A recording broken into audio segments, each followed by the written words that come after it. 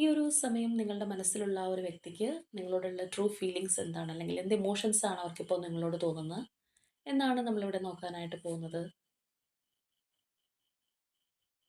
അപ്പോൾ നിങ്ങളുടെ വ്യക്തിയെക്കുറിച്ച് വളരെ പോസിറ്റീവായി ആലോചിച്ചുകൊണ്ട് തന്നെ കാണാൻ ശ്രമിക്കുക.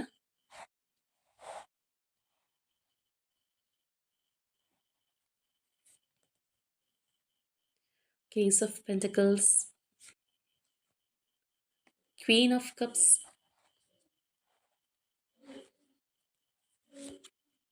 Strength and one more energy,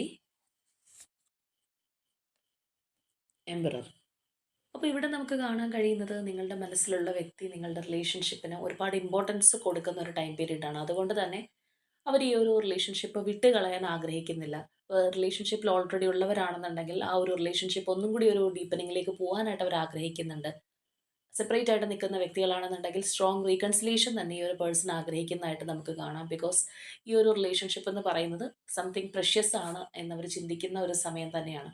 അപ്പോൾ ഇതിനകത്ത് എന്തെങ്കിലും തടസ്സങ്ങളോ തേർഡ് പാർട്ടി സിറ്റുവേഷനോ കാര്യങ്ങളോ ഒക്കെ ഉണ്ടായിരുന്നെങ്കിൽ വളരെ സ്ട്രോങ് ആയിട്ട് തന്നെ അതിനെ മറികടക്കാനായിട്ട് ആ ഒരു പേഴ്സൺ ചിന്തിക്കുന്നുണ്ട്. വളരെയധികം കറേജായിട്ട് ആ ഒരു പേഴ്സൺ നിൽക്കുന്നതായിട്ടാണ് നമുക്കിവിടെ കാണാനായിട്ട് കഴിയുന്നത്. അപ്പോൾ തീർച്ചയായിട്ടും ഈ ഒരു പേഴ്സണായിട്ട് തന്നെ നിങ്ങളുടെ റിലേഷൻഷിപ്പിൽ ഒരു സ്ട്രോങ് ആക്ഷൻ എടുത്ത് മുന്നിലേക്ക് വരും എന്ന് നമുക്ക് കാണാം. നിങ്ങളെ ഒരുപാട് ഇവർ ആഗ്രഹിക്കുന്നുണ്ട്, നിങ്ങളെ മാനിഫെസ്റ്റ് ചെയ്യുന്നുണ്ട് ഈ ഒരു വ്യക്തി. അപ്പോൾ തീർച്ചയായിട്ടും ഈ പേഴ്സൺ നിങ്ങളെ വിട്ട് കളയാൻ ആഗ്രഹിക്കുന്നില്ല. അവരുടെ ലൈഫിലൊപ്പം ചേർത്ത് കൊണ്ടുപോകാൻ ആഗ്രഹിക്കുന്ന ഒരു എനർജിയാണ് നമുക്ക് കിട്ടിയിരിക്കുന്നത്. അപ്പോൾ തീർച്ചയായിട്ടും ഈ ഒരു എനർജി നിങ്ങളുടെ റിലേഷൻഷിപ്പിൽ ഉണ്ടാവാനായിട്ട് നിങ്ങൾ യൂണിവേഴ്സിനോട് ക്ലെയിം ചെയ്യുക.